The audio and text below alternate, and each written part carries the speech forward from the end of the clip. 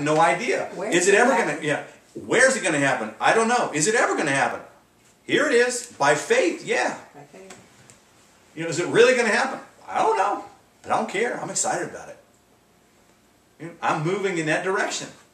I'm moving in the direction that God's going to use me. Things are going to happen. Our life isn't here right now. This is the end. There's nothing else. There's never going to be anything else. This is all I'm ever going to have. This is all I'm ever going to be. Oh, God, it's terrible. Oh, let me go lay down on the floor and suck my thumb because I'm depressed now. I'm never going to do anything else. No, I'm excited. Nothing's changed. So what? My faith has changed. The light of life is in me. That's changed. Walk as children of the light. Yeah. Walk as children of light. Walk like you've got some. Walk like you've got some light in your life. Let's quit walking like we've got darkness. He tells us, walk this way. You're walking, you're in the light. Just soon walk in it. How many of you in a pitch black room would rather walk through a room pitch black? Or would you rather just flip the light on? Which one's more exciting? I don't find walking through a dark room exciting. I'm sorry. I find it nerve-wracking. It causes tension. I have big toes, and when I smash those toes, they hurt. When my wife would move, she only did it once, move the furniture while I was out of town, and I came in late at night, trying not to wake her up, and she had moved stuff around, and I kicked something. I mean, I smashed something. Ah! And screamed. If she was asleep before, she wasn't then. Oh, I moved the furniture. Thank you. You could have told me on the phone before I got here. Been driving all day. Was tired coming home. That's not excitement to me. Not smashing my feet, not falling over on my face and busting my head. That's exciting for me.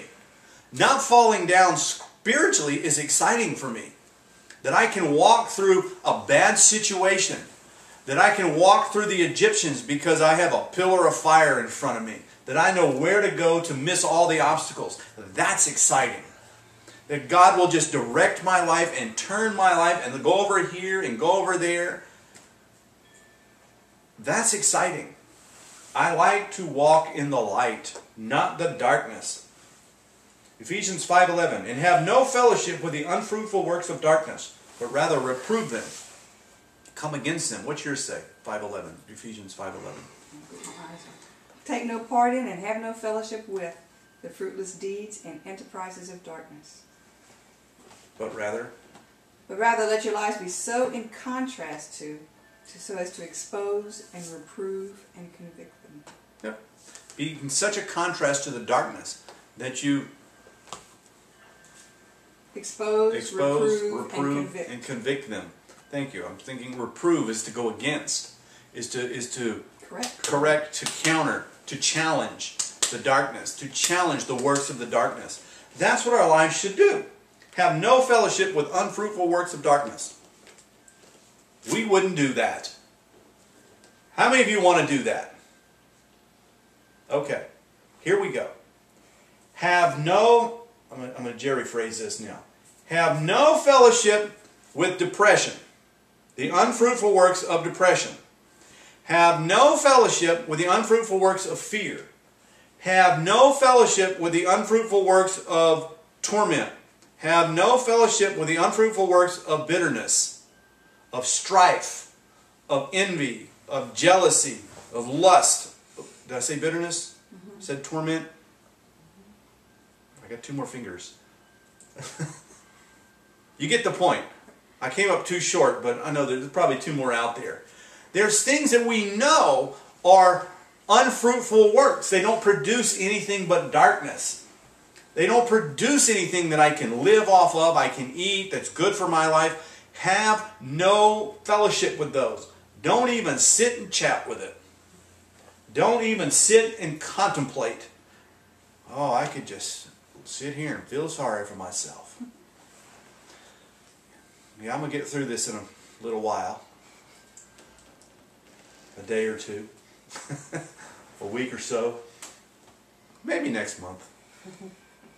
I have every right to feel sorry for myself because I've got this. I've got it bad. Things are bad. They're tough all over. You know, from the top down, it's just bad. I have trouble even acting pitiful. I can't. I don't do a good job of it. Because I'm not pitiful. I'm not depressed. I don't get depressed. If I get depressed, I've talked to somebody depressed and I'm battling that spirit that's coming at me. But personally, I don't get depressed. I don't know when the last time I did. You know, just on my own, sat and got depressed and felt sorry for myself. Because that's an unfruitful work of darkness. It's saying, don't sit there and talk to it. Don't give it a space in your life. Don't give space to feeling bad, to being depressed, to being in fear, to being mad.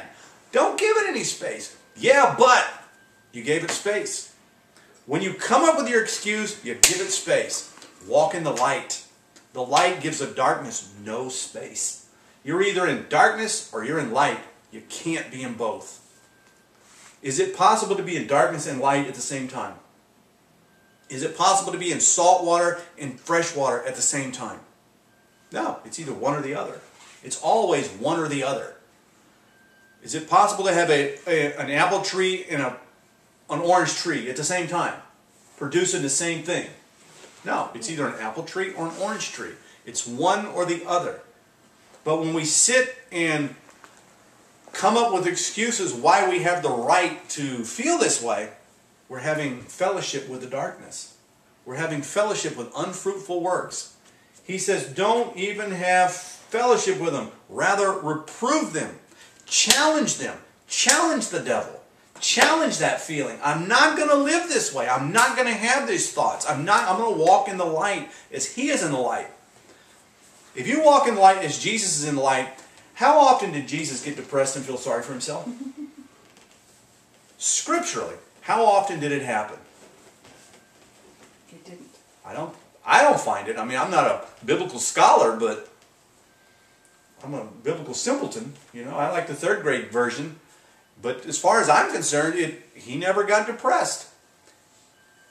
Pressure came on him, but if you had every demon in the world screaming at you and the devil himself screaming at you to do this, do this, do this, don't go that way, don't go that way, he knew what was coming and he could feel all hell coming at him. It might make you sweat blood too.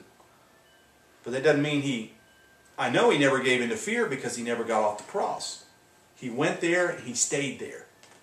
So he never gave in to any of that. It came at him, but he reproved it because he challenged it and died and came and went through what God had put for him to go through. How many of us walk sometimes in darkness, have fellowship with the unfruitful works of darkness, or do we reprove them? Do we challenge them? Last verse. But you are a chosen generation, 1 Peter 2:9. But you are a chosen generation, a royal priesthood, holy nation, a peculiar people, that you should show forth the praise of Him who has called you out of darkness into His marvelous light.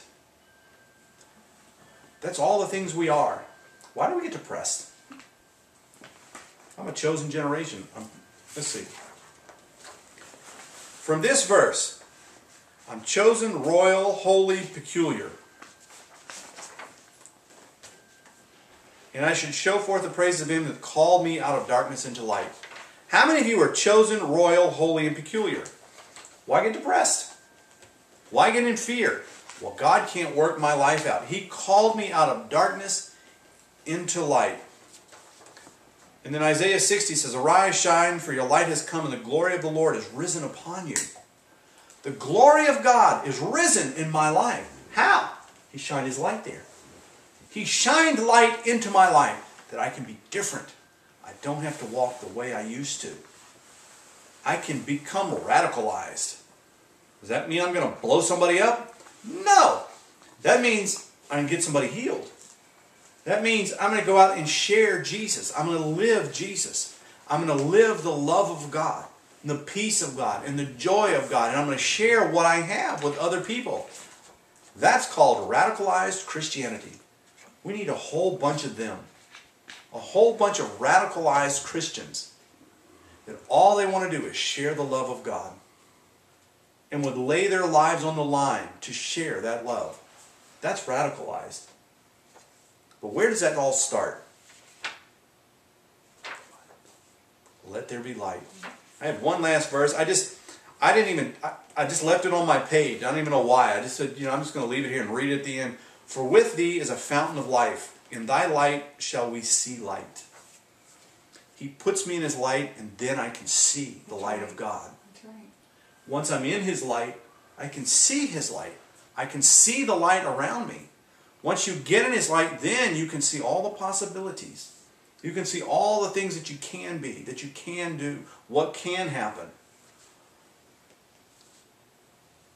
But with thee is a fountain of life. With God, that's where the life is. We've tried to get our life out of darkness. You can't do it. There is no life in darkness. The light